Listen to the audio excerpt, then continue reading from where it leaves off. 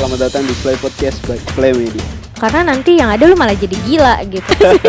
Gue takut banget. Yeah. Lu enak gak lagi ngerjain tugas sambil nangis-nangis terus? Halo guys, selamat datang di Play Podcast by Play Media. Gue Irfan sebagai host. Nah, kali ini gue bakal ngomongin tentang sisi positif COVID-19. Pandemi yang melanda semua dunia ini kan. Kali ini gue mau ngomonginnya sisi positifnya ya, bukan negatifnya.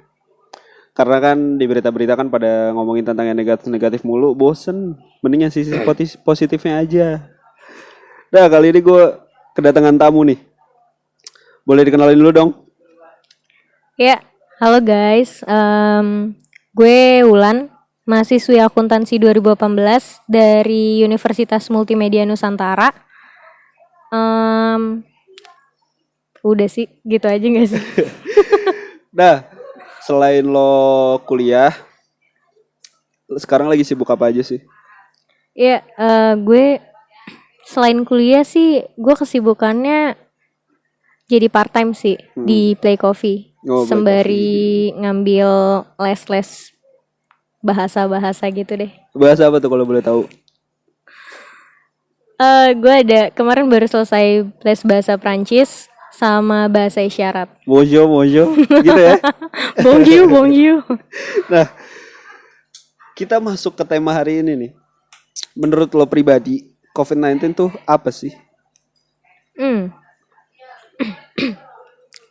Menurut gue pribadi sih COVID-19 itu penyakit yang melanda satu dunia gitu ya. Tapi dampaknya tuh bukan cuma ekonomi aja gitu loh. Dampaknya buat orang-orang juga besar banget. Kayak ke diri sendiri tuh kerasa banget lah intinya. Banyak banget. Apalagi ekonomi sekarang kan. Iya benar, ekonomi sekarang tuh udah turun semuanya. Ya gitu deh. Aduh. Nah, dari yang lo udah sebutin itu kan bisa dianggap sebagai musibah kan? Iya.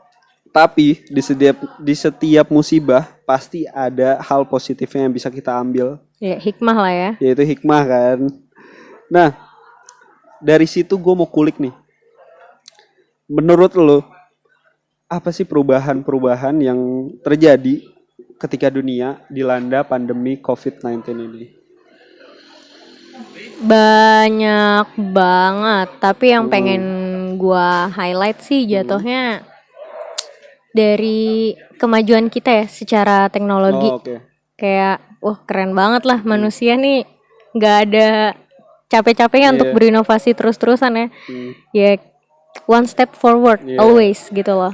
Tapi ya dari situ juga banyak juga sih dampak-dampak yang tadi lo bilang negatif kan di sosmed juga udah banyak ya. Cuma emang yang paling kerennya lagi itu kan udah banyak banget tuh dari ekonomi, terus habis itu kita harus menyesuaikan teknologi gitu kan. Tapi manusianya masih bisa terus berkembang lagi. Bener. Gitu loh. Apalagi, untuk buat positif ya kan. Apalagi Indonesia kan jago ngakalin kan. Iya benar. Kita anaknya sangat banyak jalur ya gitu. Bener banget. Nah dari yang lo sebutin nih, hal positif apa sih yang bisa kita ambil? Kita banyak banget sih cuy. Hal positifnya itu masalah kayak kuliah ya kan. Pas kita kuliah biasanya ketemu dosen. Dipaksa dosen untuk kita nggak bisa tidur lah selama kuliah gitu, walaupun ada yang bisa ya gitu.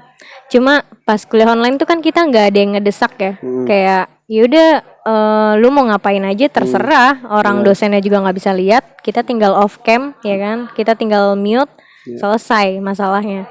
Nah dari situ tuh jadinya apa ya, itu jadi sebuah tantangan baru di mana yang gue jadi mendorong diri gue sendiri gitu loh. Wah gue harus bisa lebih memotivasi diri gue sendiri lagi nih. Gimana caranya biar gue tetap bisa belajar tanpa harus ada dorongan dari dosen gitu kan.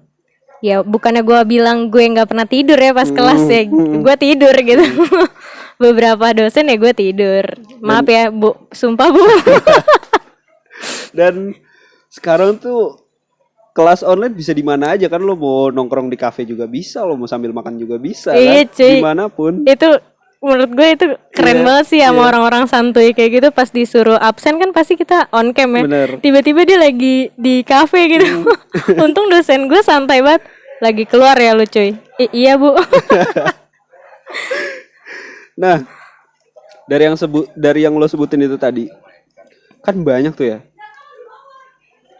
Dari contoh lo tadi, apa sih yang hal positif? Cuma yang hal yang bisa kita kembangin. Itu dari yang tadi gue bilang kan. Gue butuh memotivasi diri gue sendiri gitu kan. Dan menurut gue apa ya, nggak ada yang bisa berubah kalau lu dari dalam aja belum berubah gitu kan. Dan emang kan COVID ini baru kerasa di Indonesia itu Maret ya, walaupun nggak langsung kerasa banget ya di Maret. Kemarin ya. baru ulang tahun tuh. Boleh jangan dirayain gak sih? Gue takut banget. Terus? Nah maksud gue kayak itu tuh walaupun dampaknya sebentar-sebentar, tapi menurut gue itu kerasa banget buat ke diri masing-masing. Untuk beberapa orang mungkin bisa langsung beradaptasi ya, tapi mungkin gue salah satu dari sebagian orang yang tidak bisa langsung beradaptasi. Jadi gue juga masuk ke slumber gitu. Maksudnya gue jadi ngedrop banget karena gue nggak tahu gue harus apa gitu kan. Karena ini berubah banget dari kebiasaan kita gitu kan. Nah dari situ tuh gue mulai, karena kita di rumah terus gitu kan, isolasi mandiri lah ya bahasanya gitu. Gue jadi punya banyak waktu untuk baca buku lagi gitu kan. Nah akhirnya gue kemarin ketemu sama buku yang menurut gue keren banget. Judulnya itu Filosofi Teras dari Mas Henry Manampiring. Dan itu tuh akar dari semua motivasi gue untuk terus-terusan kuat gitu loh. Dia cerita, dari intinya adalah dia bilang semua hal yang ada di dunia ini yang harus lo pikirin itu cuma hal-hal yang bisa lo kontrol aja. Jangan yang nggak bisa lu kontrol lu ikutin, lu pengen atur juga, karena nanti yang ada lu malah jadi gila gitu loh. Intinya kasarnya sih dia bilang kayak gitu ya. Dan di situ gue jadi ngerasa oh iya, yang bisa gue kontrol ya diri gue sendiri. Apa yang ada dari gue ya dari luar ya udah kita anggap sebagai titipan aja. Pas lagi ada di kita jaga baik-baik. Pas lagi nggak ada di kita ya kalau emang menurut lo itu baik ya lo kejar gitu, tapi nggak usah diatur gitu lah. Berarti kan ini tentang ngomongin mindset ya? Iya benar. Menurut lo nih, gimana buat ngejaga mindset positif itu? Buat ngejaga mindset positif itu ya, gak ada yang, kalau dari yang gue rasain sendiri ya, mindset positif itu kan banyak orang yang bilang positive vibe. Yaudah lu harus terus berpositif ria dan segala macam. Menurut gue itu salah banget. Itu sebuah toxic positivity, dimana yang lu tuh nggak boleh kayak gitu. Lu harus bisa menjelaskan ke diri lu sendiri kalau lu tuh lagi sedih, ya udah kalau lagi sedih nikmatin rasa sedih lu, tapi lu juga harus berpikir gimana ya caranya biar gue nggak sedih banget, biar gue nggak sedih terus.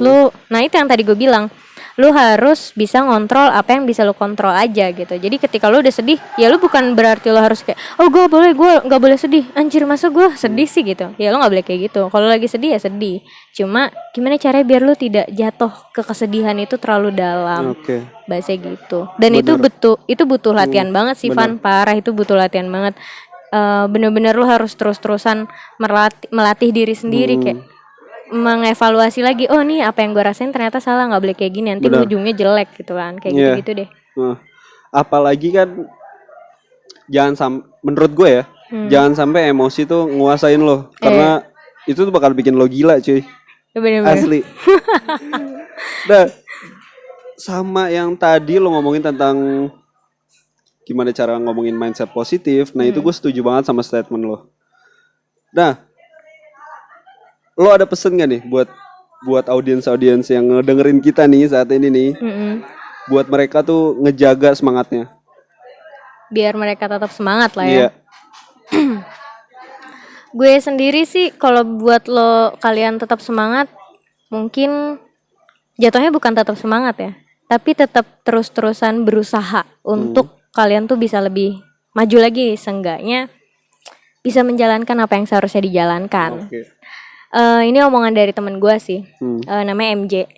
Dia pernah bilang ke gue pas gue lagi stres-stresnya gila kayak yang tadi, emosi menguasai diri gue. Dia bilang, nggak apa-apa Lan, lu ngerjain tugas, lu ngerjain tanggung jawab lu itu sambil nangis, sambil gerung-gerung, itu nggak apa-apa. Yang penting lu kerjain apa yang harusnya lu kerjain. Dan maksudnya sambil juga, lu pikir juga, lu enak nggak lagi ngerjain tugas sambil nangis-nangis terus gitu, pasti pusing kan. Ya elah, nangis 30 menit aja udah mata udah sembep, udah pening gitu kan. Nah dari situ, tapi ya bukan, maksudnya makanya kan gue sebel banget sih sama sosmed yang bilang udah lu harus positif terus. Jangan. Lu kalau sedih cuy, cari teman cerita. Tapi tetap lu juga harus ingat, dunia tuh terus berjalan gitu loh. Lu harus tetap terus jalan terus lah, semangat. Karena gue yakin banget kita pasti pas awal-awal COVID itu mikir kan, kalau misalnya kita nggak bakalan bisa nih ngelewatin ini gitu. Tapi ternyata buktinya udah nyampe ngerayain 1 tahun ya. Udah sampai 1 tahun. Kita udah sampai anniversary nih cerita. Dan kita masih terus-terusan, keren banget sih. Dan gue yakin kita semua tuh strong, kita kuat banget. Bener. Lo inget tuh kata-kata Wulan tadi. Dah, kita kan udah ngelaluin nih 1 tahun ini. Update kemarin ternyata ada update nih dari COVID-19. Banyak banget 5M cuy. 5M yang sebelumnya itu 3M, sekarang tuh udah 5M. Banyak banget itu kalau diduitin banyak banget. Itu 3 miliar, Pak. Nah, 5M ini nih yaitu yang pertama, menjauhi kerumunan.